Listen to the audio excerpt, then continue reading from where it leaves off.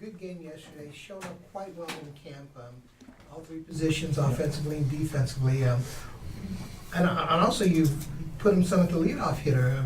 What do you think of what he's produced for you so far? I mean, so far so good. I think last year, last year's season for me in AAA and when he came to the big leagues, I think was a season that, sort of showed what, Mike could be. I think in previous seasons in the minor leagues, he showed the ability to hit for average, the bat to ball skill, the on base skill. But I think last year, with the increase in the power, the increase in the slugging percentage, showed that this guy is more than just a guy who hits for average and gets on base as a minor league player. In big league camp last year, he showed good defense, showed some speed. He showed the bat to ball skill, and then when the season began in Albuquerque, man, he just took off. And he was a focal point of a lot of our player development people about how he was playing. The home run totals increased, the power, the slugging percentage increased. The at bats were still solid. He was playing good defense. And if you talk to Glenn Allen, he was saying, he's arguably their most valuable player. So, that's a great sign for Mike moving forward. And so far this spring, he's played well. We've put him in all three outfield positions. He's swinging the bat well. Bat speed looks good. Good at bats. He's a guy that he's in the mix, man. He's in the mix. You see him in that mix for leading off a lot of games at this level. I see him leading off some games in spring training. How about that? Just don't get ahead of ourselves, right? But he's a fine player. What is his value added out there? On base, Yeah, a little bit of speed, right? Yeah. He can steal a base. You can put him in motion. You can feel good about his ability to run the bases and put a little pressure on the pitcher right from the get-go. If he's on base, the pitcher has to worry about him. Last year he showed a little bit of power, so you just can't throw the ball in there and think this guy's going to get a single. He's got some damage in the bat, so he's got experience leading off in the minor leagues. You mentioned power. How much does power factor into what you want out of a leadoff hitter? A player has to be who he is, right? So it's part of his game. He's got a little power. What do you tell Mike, a player that's been in the minor leagues here for a little bit, to kind of stay ready? There's a bunch of different outfielders vying for 3 spots. Sure. Potential that he may or may not make the roster. What do you tell him to make sure that he's still ready? Just play your game. Do what you need to do in your skill set. Show us through consistency and everyday play that you should be considered for a roster when we break camp. I mean, that's sort of the message to a lot of guys. Nothing really magical here. Play your game. But Make it hard on us. is there an increased emphasis on getting the extra base, moving runners? It would seem on the outside looking in that there's a little bit more speed potentially at your disposal this year. Yeah, you're right, Bruce. You look at our roster right now. You look at the guys here in camp, and we talked about this earlier in camp. Tapia, Talkman, Dahl, Desmond, Story. I'm probably missing a few guys here. Who can run, and Hampson is a great runner. We talk about applying pressure, on the opponent, in the batter's box by always thinking about stretching a single into a double, going first to third.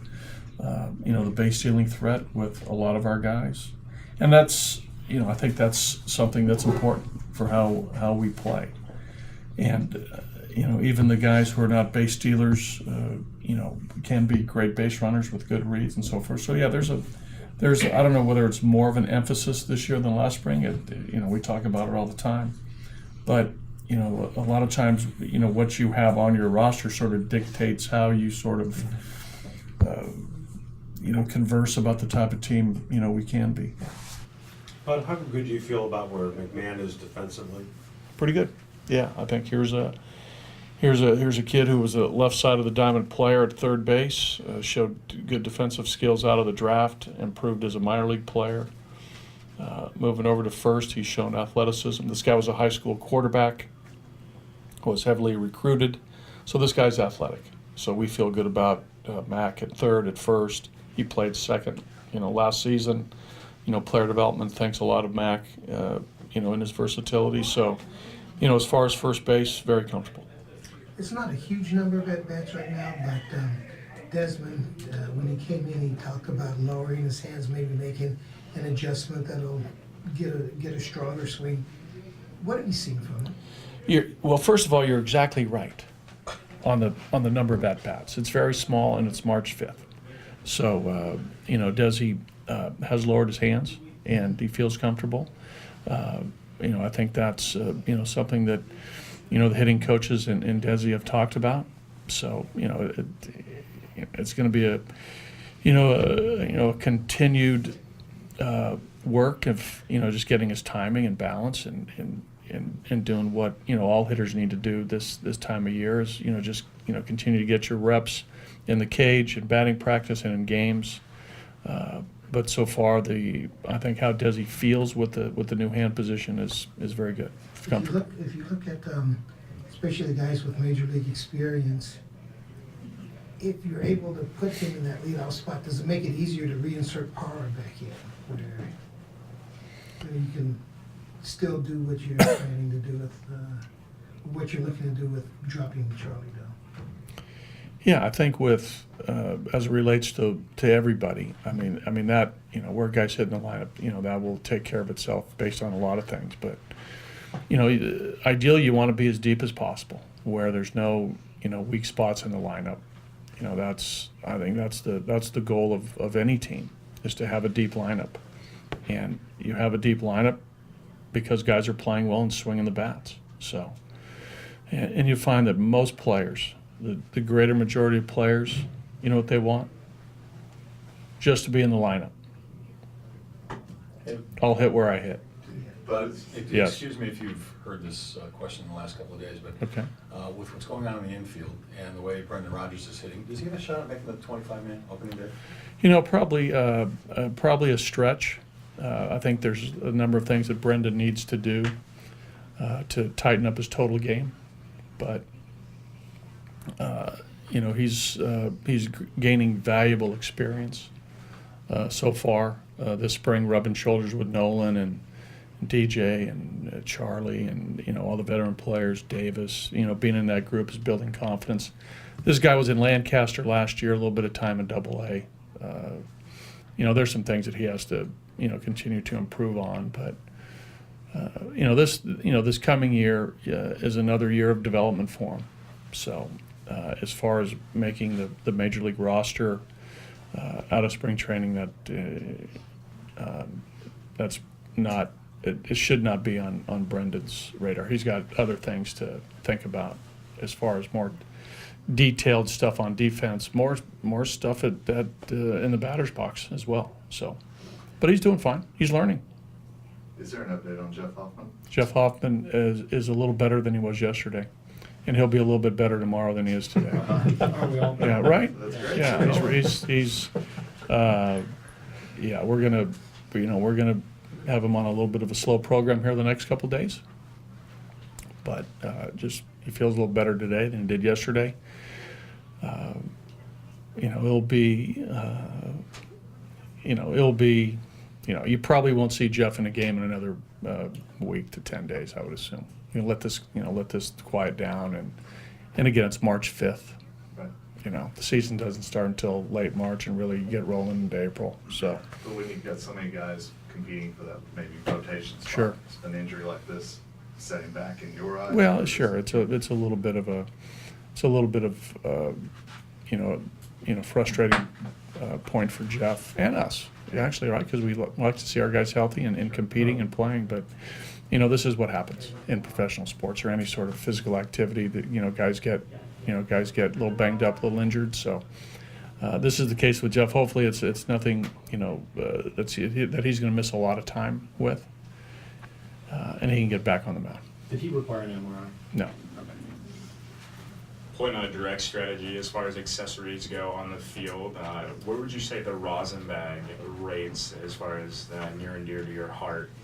78% positive. I like the rosin bag. No, I was probably a guy that used the rosin bag often. I like to put it on my left pant leg, you know, just so I could just go like that with a little bit of dirt to get a little tackiness. But no, I think it is a valuable accessory to a major league diamond. As far as off the field uses, can you think of any way that the rosin bag can be utilized, maybe to get somebody's attention or anything like that? You know, maybe if you put a rosin bag on every tee box on the PGA Tour, maybe that might help. I don't know about bowling. Rosin bag at the free throw line. It doesn't seem plausible. Sprinkle it on your salad? Yeah, no, I think that doesn't. Construction sites, maybe people who work with tools, maybe get a better grip. Yeah. Has the rosin bag ever been a part of any pranks that you have either been on one side or the other? I always like when there isn't a rosin bag and somebody needs a rosin bag and they say, hey, I need a rosin bag, so we get a rosin bag and you throw it to the fella and he catches it instead of letting it drop. So when you catch it, it explodes and it gets all over your face and your body. So in most cases, you should just avoid the catch, let it, yeah. But it's always great when somebody catches it when it's thrown to them. That should be a diamond demo. Yeah, to see, yeah, how many, yeah. Oh, you don't And, catch it. yeah, you never, yeah, that's a rosin bag faux pas to catch it. To work a load in projected games, or haven't you thought about? He's gonna catch 103 games. I don't know. You know, I think with Chris, you know, he proved last year that, you know, that he maintained a sense of durability and performance throughout the season. You know, he got, what did he get, close to 300 at-bats? I mean, you could, you know, foresee that, or maybe, you know, some numbers beyond that too. You know, where he is in his career age-wise, but physically he's in a good spot. He's proven to be durable. You know, the exact number of games I can't tell you, but, you know, we'd like to get him out there as much as possible within context of being practical and, you know, keeping him fresh throughout the season. But, you know, we feel good about it. We feel good about it when he's out there, that's for sure. So we'll get him out there. So no one has caught more than, I think, 100 since Torrealba in maybe 07. No one's caught more than 114 games. When you look at it here with the environment, is that about the high water mark? I think that's, you know, I don't know what the high water mark is, but I know there is a component to, you know, where we play, the rest and recovery, like we've talked about, that comes into play. And again, we're talking about, as it relates to Chris, you know, a veteran player that we want to keep fresh. So, yeah, I mean, put it this way. Any of our catchers will not approach the Jim Sundberg level. For you young people who don't know Jim Sundberg, He's really good. go to Baseball Reference, check out games played Okay. and where he played, Okay. and then put that together. Right, Trace? Yes, sir. Yeah. How many gold gloves did he get?